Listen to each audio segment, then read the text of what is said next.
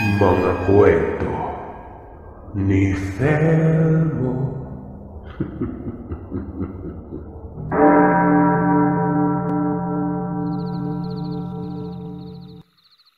Ako si Teresa, at ang kwentong ito ay hango sa karanasan ng aking lola Karing. Dekada 90, nasa edad 15 anyos pa lamang ako noon. 8 kaming magkakapatid. Ako ang pangatlo. Inampun ako ni Lola dahil para daw hindi mahirapan si Papa sa paghahanap buhay at mabawasan ng palamunin. Kahit naman kasi maganda ang buhay ni Lola, ay hindi umaasa si Papa at ang mga kapatid ni Papa sa Lola ko. May ugali kasi si Lola Karing na iniiwasan nilang magkakapatid. Kaya sa ibang sakahan, nagtatrabaho ang Papa ko noon. Masyadong matapang si Lola at isinusumbat ang pagpapalaki at hirap ni Lola noon. Magkagayon pa man ay nagbibigay pa rin naman ito lalo na sa aming mga apo niya. Noong pinaampun ako ng mga magulang ko sa aking lola ay ako na ang kasama ni Lola sa bukid. Maayos ang buhay ko sa lola ko. May palayan kasi itong pinapasaka at malawak na lupain na tinatamnan ng iba't ibang gulay. Isa na ron ang saging at kamoting, baging at kahoy. Isang araw, maaga akong nagising gawa ng magdidilig pa ako sa may gulayan. Hindi kasi yun inaasa ni Lola sa iba. At ang rason nito ay nariyan naman umano ako kaya ako ang gagawa nun.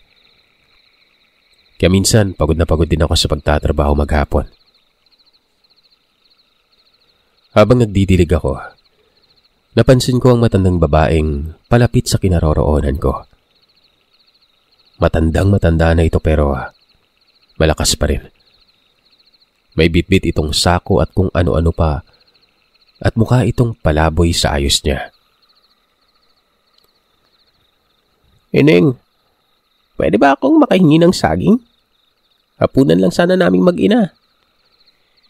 Tanong ng matanda. Nakaramdaman naman ako ng awa para dito. Aba, opo. Sagot ko. Kinuha ko ang itak para ipagtiba ito ng saging. Bala ko rin nabigyan ito ng kamoting baging, pandagdag sa pagkain nito. Habang pinuputol ko ang puno ay nakarinig ako ng malakas na pagsigaw ni Lola. Teresa! Ano yung ginagawa mo? Lola, bibigyan ko po ng saging. Wala po silang makain, kawawa naman. Kinakabahan na ako na sumasagot kay Lola noon. Nakikita ko na may galit sa mga mata ni Lola.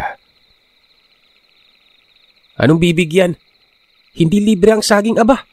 Magbayad ka. Singhal ni Lola sa matanda. Napansin ko ang pagbabago ng itsura ng matandang kausap ko kanina. Yumuko ang matanda na parang basang sisiw nun. Hindi ito nagsalita pa at umalis na lamang ito. Kaya mas lalo akong naawa sa kanya. Pinagalitan at pinagsabihan ako ni Lola. Maya-maya ay dumating si Tita Lorna, ang asawa ng bunsong anak ni Lola. Nanghihiram ito ng pera, puhunan para sa babuyan. Naginit kagad ang ulo ni Lola. Pagpaguran daw muna umano ng mga ito ang pera at huwag basta-basta manghihiram. Alam kong sumama ang loob ni Tita Lorna noon.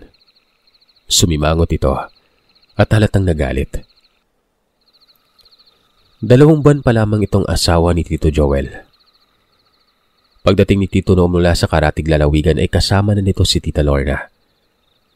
Hindi ito gusto ni Lola dahil may pagkapraning ito. Sobrang silosa at mabilis magalit. At minsan nga parang baliw kong magalit nun.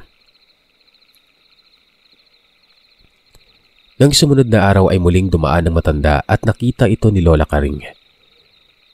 Sinigawan ito ni Lola at sinabing, "Huwag nang dumaan doon dahil ibinibenta ang mga pananim namin." Marami pang sinabi sa matanda si Lola. Lahat yon masasakit at puro panlalait. Yung kadalasan ng problema ko sa lola ko. Hindi ito marunong tumulong sa kapwa. Madamot ito lalo na pagdating sa ibang tao. Isang umaga, 10:00, hindi pa rin bumabangon si lola na ipinagtaka ko. Dati 5:00 pa lamang gising na yon. Lola? Lola Karing? Pumasok ako sa kwarto nito pero naroon pa rin ito habang nakahiga. Dahan-dahan naman itong humarap sa akin na parang hinang-hina noon. Laking gulat ko nang mapansin ang namumulang mukha ni Lola. May mga bukol ito sa iba't ibang parte ng katawan. Nakapagtataka gawa ng wala naman ito kahapon. Teresa, mabigat ang pakiramdam ko. Hindi ko alam kung anong nangyayari sa akin. Sambit ni Lola, habang inaalalayan ko ito sa pagupo. Bakit puro bukol ang katawan mo, La? Tanong ko na may pag-alala nun. Umiling si Lola Karing. Maging ito ay hindi alam kung paano ipapaliwanag ang nangyayari sa kanya. Pinainom ko na lamang ito ng gamot para hindi na lumala pero imbis na gumaling, para bang lalong bumigat ang pakiramdam niya. Nang sumunod na araw ay mas dumami ang mga bukol nito at ang ilan ay pumutok na. Dinala namin ni Papa si Lola sa ospital para matingnan pero ang sabi ng doktor, parang mga pigsa lamang umano yun na mga anak. Kaya niresetahan na lamang ito ng gamot. Nung sumunod na araw, pagkatapos kong gawin ang lahat ng gawaing bahay at pagdidilig, si Lola Karing naman ang inasikaso ko. Napasigaw ako sa gulat nang makitang nilalabas na ng mga uod ang sugat ni Lola. Hindi lamang iisa kundi napakarami at nakakadiri itong tingnan. Habang si Lola naman ay hindi na makabangon nun. Awang-awa ako kay Lola. Na makita yun ni Papa at iba pang anak ay nagpahanap ang mga ito ng albularyo dahil baka raw binarang na ito.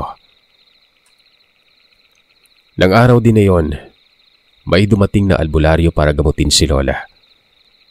Sinabi nga nitong may bumabarang sa Lola.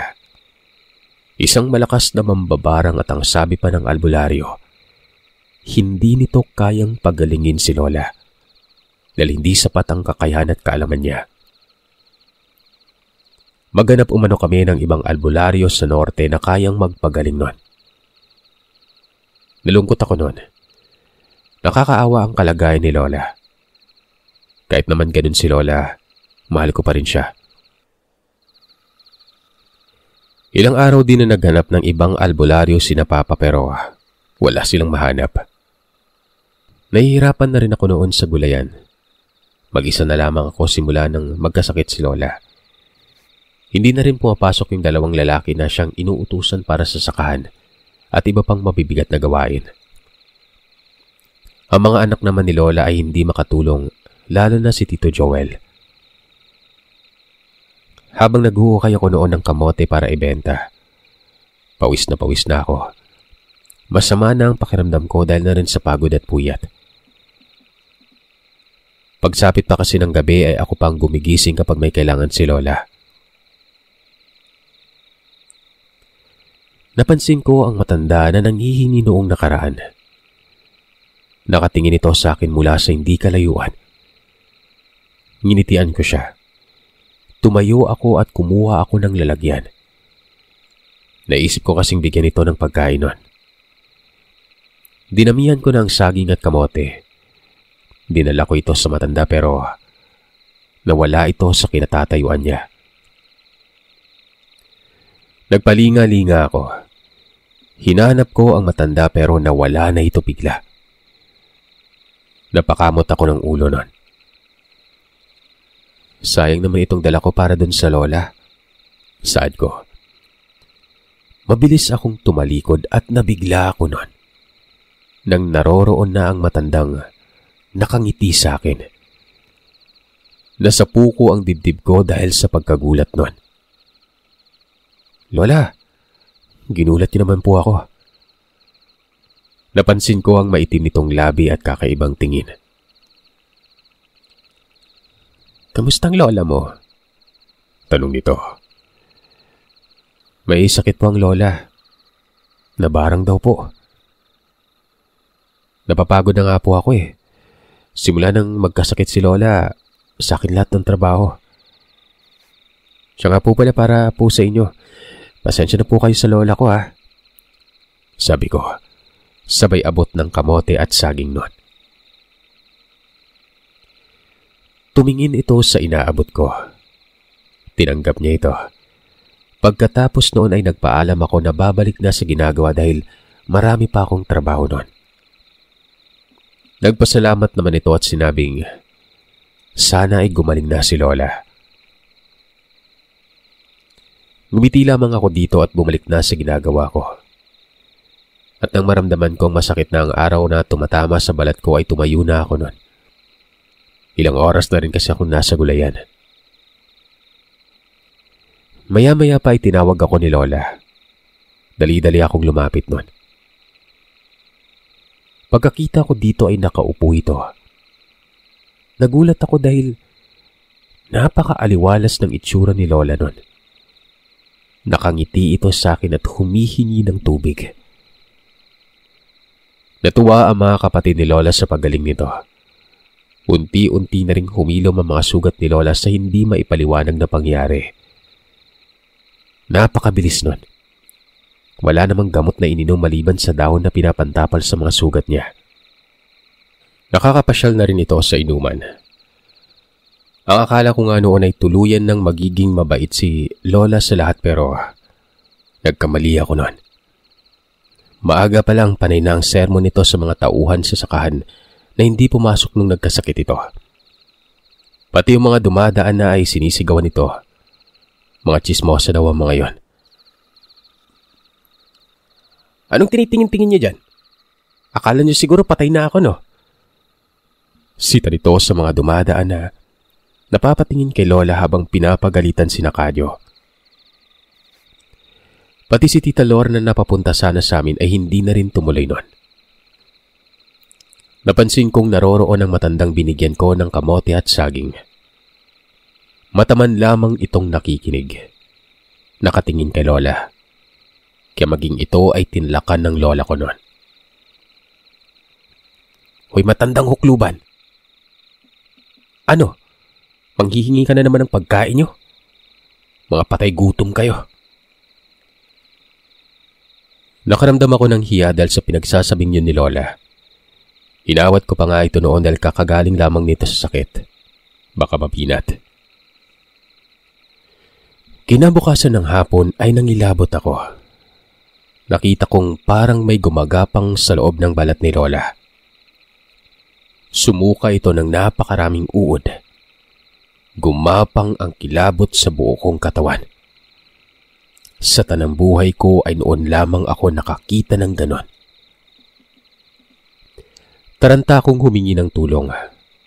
Wala ang mga anak ni lola noon kaya nagtawag ako ulit para humingi ng tulong. Pero walang gustong tumulong sa akin ng sandaling yon. Tumakbo palayo si Nakadyo. Marahil ay natakot sa sitwasyon ni lola. Iyak ako ng iyak habang si lola ay sumusuka. Lalong lumala ang sitwasyon ni lola. Nilalabasan na rin ng malalaking langaw ang mga sugat nito. Muli ay naghanap ng albularyo si Papa. Nakarating pa sila ni Mama sa norte para doon maghanap nun. Si Mama at Tita Maricel ang tanging katuwang ni Papa. Si Tito Joel naman ay bihira na lamang kong pumunta. Si Tita Lorna naman ay umuwi sa lugar ng nanay nito noong araw din na yon. Isang albularyo ang pinapunta sa bahay na nanggagaling pa umano sa karatig na lalawigan. Si Tita Lorna umano ang nagpadala nun.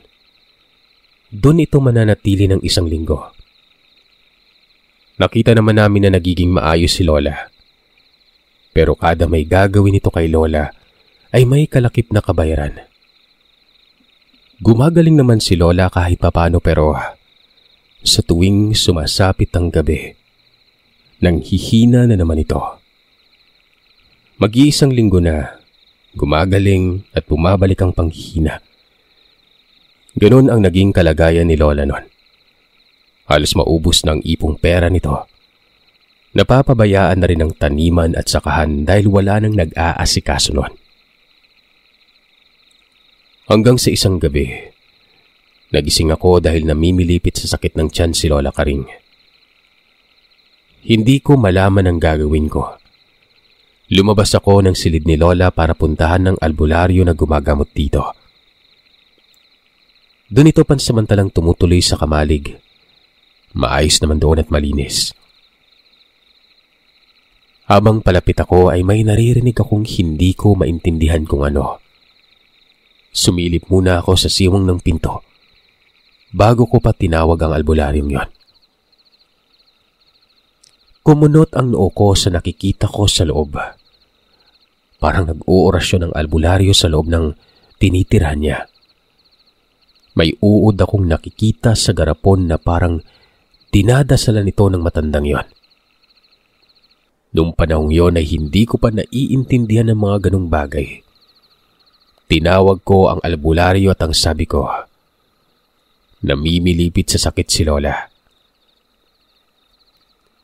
Sige, susunod ako. Sambit nito. Nais ko pa nga sanang pumasok at tingnan kung anong ginagawa nito sa loob pero humarang ito sa pintuan nun.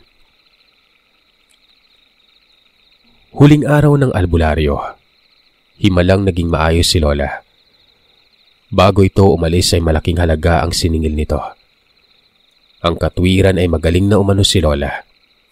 Hintayin na lamang umano na maghilom ang mga sugat niya. Napilitang ibenta ang isang kalabaw ni Lola na ginagamit sa sakanon para may ipambayad sa albularyo. Muli ay naging maayos na naman si Lola. Pero isang araw lang yon. Dahil kinabukasan ay mas lalong naging malala ang karamdaman niya. Hindi na ito makausap.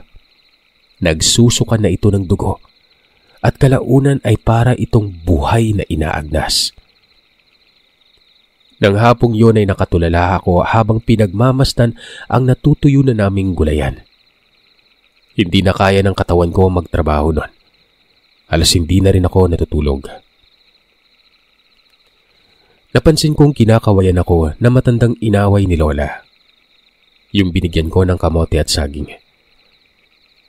Lumapit naman ako at ang sabi nito, dalhin ko umano siya kay Lola Karing. Tutulungan umano nito ang lola ko ng walang hinihinging kapalit nun. Malala na po si Lola. Nawawalan na kami ng pag-asa. Hindi ko alam kung mapapagaling pa siya eh. Sabi ko dito. Hindi na kasi ako naniniwala na mapapagaling pa ang lola ko nun. Ano nga po yung pangalan mo, Lola? Tanong ko. Iska. Lola Iska. Gagawin ko ang lahat ng makakaya ko sa lola mo, ha? Muling sambit nito. Wala kaming sinayang na sandali. Agad ko itong dinala sa papag na kinahihigaan ni Lola noon. Nang makita ni Lola Iska si Lola Karing, ay sinabi nitong galit na galit ang gumawa noon kay Lola. Hindi ibang tao ang gumawa nito sa kanya. Galit na galit siya. Tukoy nito sa nambabarang sa lola ko. Nagulat at nagtaka kaming lahat. Sino ang gumawa nun? Imposible yan. Sino yung gagawa niyan kay nanay? Kung hindi ibang tao, sino? Pagalit na tanong ni Papa nun. Babae. Babae ang gumagawa nito kay Karing. Hindi nito titigilan hanggat hindi nito napapatay ang nanay niyo. Agad na kumilos si Lola Iska. Nagsimula itong magdasal pagkatapos ay kumuha ito ng ugat mula sa dala nitong sako. Inipit ang daliri sa paa at kamay ni Lola. Sino ka? Ano ang nag-udyok sa'yo para gawin to?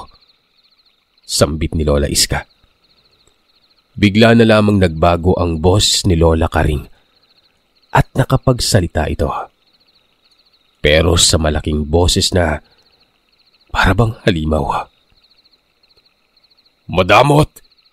Pinagdamutan niya ang anak ko kaya dapat lamang siyang mamatay. Tugon ng lola ko na tila na sa ibang katauhan. Ikaw ang mamamatay kapag hindi mo tinigilan ang matandang to. Alam ko na kung sino ka. Mas lalong inipit ni Lola Iska ang mga daliri ni Lola Karing habang sinasabi yon. Ikaw ang papatayin ko kapag hindi mo tinigilan ang ginagawa mo sa matandang to. Wag! Hindi ko na uulitin. Titigilan ko na si Karing. Kapag inulit mo pa, mananagot pati ang anak mo maliwanag. Nawalan ng malay si Lola Karing pagkatapos nun. Pagkatapos ay nagtanong si Lola Iska kung sino ang wala doon sa mga anak ni Lola Karing. Dahil 3 lang na magkakapatid sina Papa. Ang tanging wala doon ay si Tito Joel. Sinabi ni Lola Iska na nakapasok na sa bahay ni Lola ang gumagawa nito sa lola ko. Wala akong naisip nun, kundi ang albularyong binayaran namin noong isang araw. Pinagtagpi-tagpi namin ang nangyari. Sa pamilya, ang asawa lamang ni Tito Joel na si Tita Lorna ang may galit sa lola ko. Wala ang mga ito sa lugar. Umuwi sa lalawigan ni Tita Lorna. Si Tita Lorna din ang nagpadala ng albularyo na yon. Bago umuwi noon si Lola Iska ay pinakain namin ito. Binayaran ni Papa pero hindi nito tinanggap. Kaya binigyan ko na lamang ito ng saging at bigas na ikinatuwa naman ni Lola Iska. Nang araw din na yon ay inaalam nila Papa kung anong kaugnayan ni Tita Lorna sa albularyo na pinadala. Sinabi ko sa kanila ang nakita kong ginagawa ng albularyo noong gabi na yon. At hindi nga kami nagkamali. Si Tita Lorna at yung albularyo, magkamag-anak. Nagalit at nagtanim pala ito ng sama ng loob kay Lola nang hindi ito nagpahiram ng pera. Ang mga kaanak ni Tita Lorna kabilang na ang kanyang mga magulang ay mga mangkukulam at mambabarang. Nang malaman yun ni Tito Joel ay halos isumpa nito ang asawa. Wala palang kaalam-alam si Tito sa nangyari dahil may trabaho ito at walang alam sa pinaggagawa ng asawa niya. Hiniwalayan nito ang asawa sa kabila ng pagmamakaawa at pagsisisi ni Tita Lorna. Maging ang nanay nito ay humingi ng tawad sa ginawa nito kay Lola. Si Lola naman ay nagpatawad dahil aminado naman itong malaki ang pagkakamali niya kay Lorna at para na rin sa kasamaan ng ugali na pinakita nito noon. Pagkatapos ng nangyari, malaki ang pinagbago ni Lola. Naging mapagbigay ito at naging takbuhan ng mga tao noong araw. Si Lola Iska naman ay naging kaibigan ng lola ko noon at binigyan ng tulong. Ang nakakalungkot lang dahil ang pagkakaibigan ay hindi nagtagal dahil pagkalipas ng 1 taon, namatay si Lola Iska sa hindi malamang sakit. Sa kasalukuyang taon ay may mga anak katapo na ako. Masayang namumuhay, may maayos na pamumuhay. At ang probinsya namin ay ginawa na lamang naming bakasyunan.